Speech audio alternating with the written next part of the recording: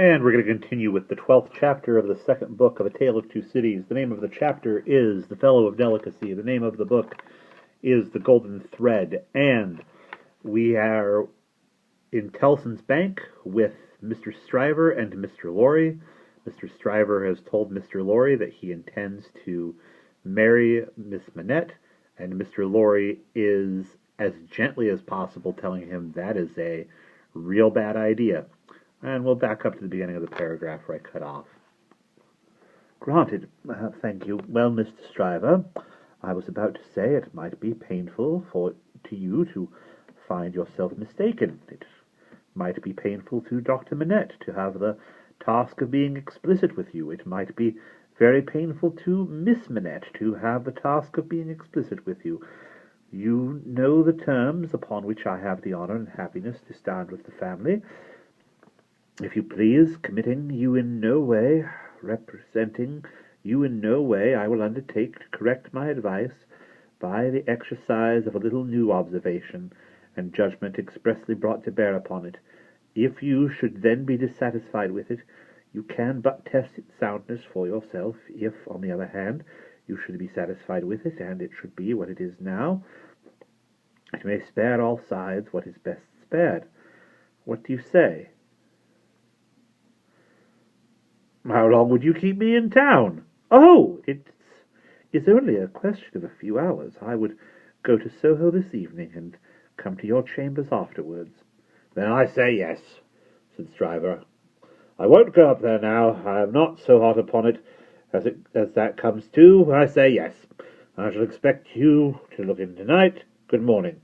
Then Mr. Stryver turned and burst out of the bank, causing such a concussion of air on his passage through that to stand up against it, bowing behind the two counters, required the utmost remaining strength of the two ancient clerks, those venerable and feeble persons who were always seen by the public in the act of bowing, and were popularly believed, when they had bowed a customer out, still to keep on bowing in the empty office until they bowed another customer in. The barrister was keen enough to divine that the banker would not have gone so far in his expression of opinion on any less solid ground than moral certainty. Unprepared as he was for the large pill he had to swallow, he got it down.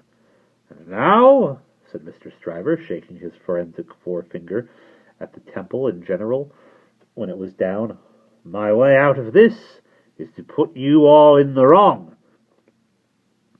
It was a bit of the art of an Old Bailey tactician, in which he found great relief.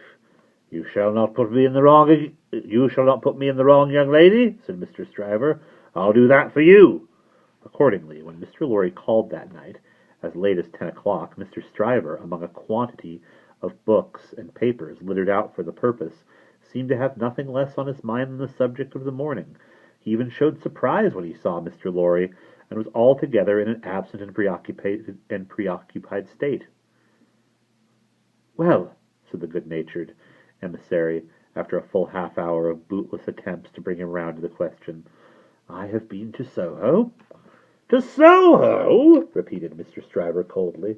Oh, to be sure. What am I thinking of? And I have no doubt, said Mr. Lorry, that I was right in the conversation we had. My opinion is confirmed, and I reiterate my advice. I assure you, returned Mr. Stryver in the friendliest way, that I am sorry for it on your account, and sorry for it on the poor fellow's account. I know this must always be a sore subject with the family. Let us say no more about it. I don't understand you, said Mr. Lorry. I dare say not, rejoined Stryver, nodding his head in a smoothing way and final way. No matter, no matter. But it does matter, Mr. Lorry urged. No, it doesn't. I assure you it doesn't. Having supposed that there was sense where there is no sense, and a laudable ambition where there is not a laudable ambition, I am well out of my mistake, and no harm is done.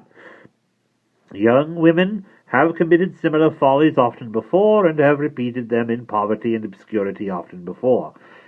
In an unselfish aspect, I am sorry that the thing has dropped, because it would have been a good thing for others in a worldly point of view. In a selfish aspect, I am glad the thing has dropped, because it would have been a bad thing for me in a worldly point of view. It is hardly necessary to say that I have gained nothing by it. There is no harm at all done. I have not proposed to the young lady, and between ourselves I am by no means certain on reflection that I ever should have committed myself to that extent. Mr. Lorry, you cannot control the mincing vanities and giddiness of empty-headed girls.